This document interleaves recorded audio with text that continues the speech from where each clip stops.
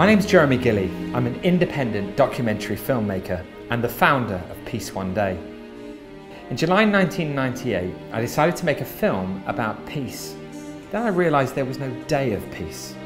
That was it. I was going to try and establish the first ever annual Peace Day, a day of global ceasefire and non-violence, a day for everyone to become involved in the peace process.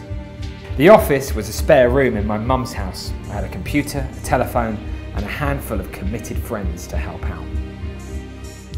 Over the next 3 years, I travelled the world to build the case, working with the United Nations, governments, Nobel Peace Laureates, humanitarian organisations, and those living in conflict zones.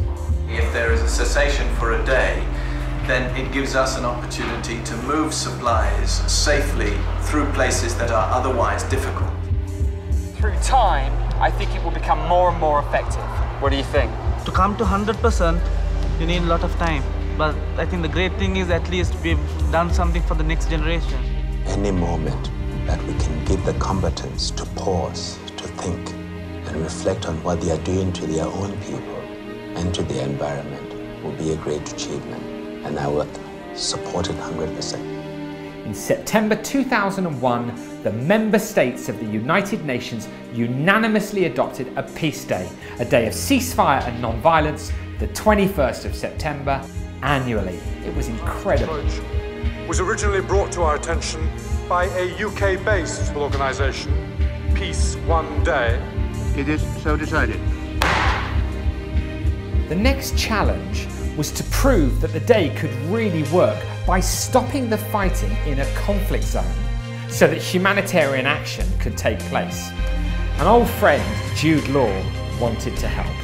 After a further 3 years of campaigning, that goal became a reality in Afghanistan, where in 2007, due to everybody's hard work, particularly the United Nations, Peace Day agreements were reached with all sides, including the Taliban. As a result, 10,000 health workers were able to vaccinate 1.4 million children against polio on Peace Day.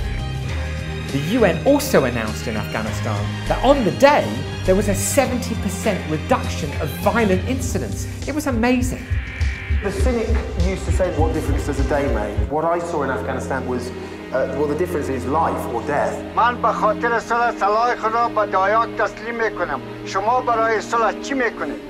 But whilst Peace Day is a day of ceasefire, it's also a day of non-violence, when individuals can come together to make peace.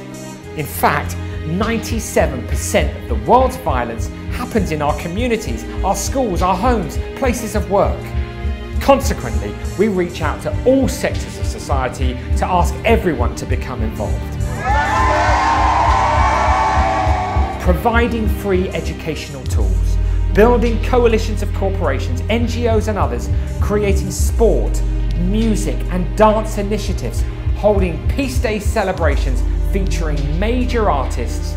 These are some of the many ways we spread the message. On September 21st, we will be celebrating peace on that one day. I'm delighted that Unilever is a founding member of the Peace One Day Corporate Coalition. Who will you make peace with on the 21st of September? It's all working. In 2015, we're confident that we exceeded the target of 1.5 billion people exposed to Peace Day. Tijuana tiene que demostrar que queremos. The 21st of September is the day when there's the greatest reduction of violence. Peace Day is bringing the world together, and that's peace building.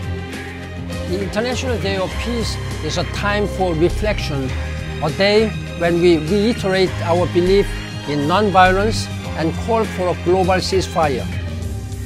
I call on all of us to think how we can contribute to building a culture of peace in our homes, schools, and communities. So who will you make peace with on Peace Day, the 21st of September this year? Please follow us on Twitter, join us on Facebook, and get involved. By working together, there will be Peace One Day.